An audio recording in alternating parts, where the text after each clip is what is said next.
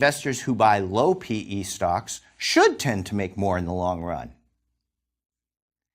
If you were to graph market PE ratios from the 1880s through 2010 or so, you'd find that they spent most of their time between 10 and 25. If the PE got below 9 or so, then eventually it rose fairly rapidly as stock prices subsequently climbed. That happened 3 times, from the market bottom in the early 1920s through 1929, from 1933 through 1936, and again from 1982 through 2000. You'd also see that if the PE got above about 25, then eventually it declined, again, fairly rapidly. That happened twice, from 1929 through 1932, and from 2000 through 2002. One way to look at this is to conclude that when PE ratios get below 9, then you should buy. And if they get above 25, then you should sell. There's a problem with that, though. If you did that, then you would have tended to sell or buy too soon. You would have bought in about 1918 instead of the early 1920s. You would have sold about 1926 instead of 1929.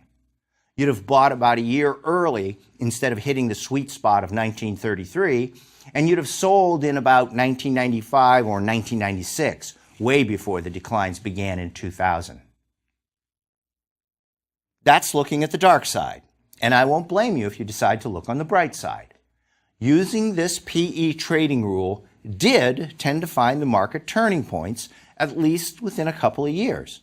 You might feel comfortable being off by that much.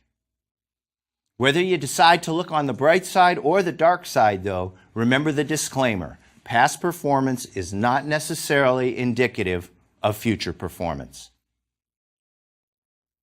Now I'm going to make the argument that changes in risk are at least part of what's driving this. If you were to overlay your graph of PE ratios with some measure of the interest rate, then you'd learn that interest rates and PE ratios tend to move in opposite directions. Interest rate increases roughly correspond to declining PEs, and interest rate decreases roughly correspond to rising PEs. That makes perfect sense because high interest rates tend to be associated with risky times. If we look at the data through that lens, then we see that stocks tend to do well in risky times while they don't do as well during safe times. That's reasonable. Think of it this way. In risky times, investors collectively look at earnings and say, those earnings look shaky to me. I'm not sure those companies are going to be able to grow or even maintain those earnings. I'm not buying unless the stock price is low enough to compensate for the risk. That translates into a low PE ratio. Flipping the argument around, if the world looks reasonably safe, then investors collectively look at earnings with more confidence. Those earnings look solid. I'll even pay a high price because the odds are good that the companies are going to be able to continue to show good earnings. That translates into a high PE ratio. Viewed this way, the strategy of buying when PE ratios are low and selling when they're high might get you higher returns in the long run, yet be completely consistent with an efficient market. You tend to earn more when PEs are low, but you have to take more risk to earn it. The price-earnings ratio may be the most popular of the relative valuation techniques, but it's far from the only one.